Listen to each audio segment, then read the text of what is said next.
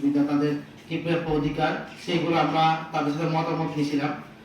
তার আলোকে আমরা গ্রামের চিত্র প্রদর্শন করছিলাম।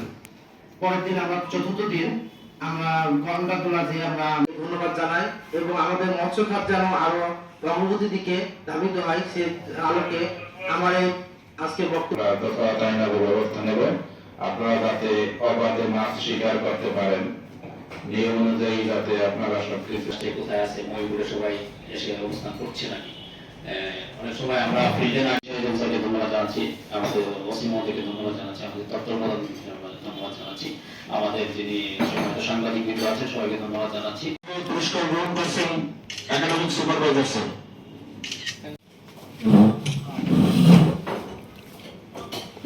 দ্বিতীয় স্থান অধিকার করেছেন উনি ওনার অফিস প্রধানকে উনিও পাচ্ছে না, তারপরে উনি যে এই প্রোগ্রামগুলো শেষ করছে, কাজ করছে, এবার ভেবে দেখলে আসলে এটা একটা অনেক বড় বিষয়।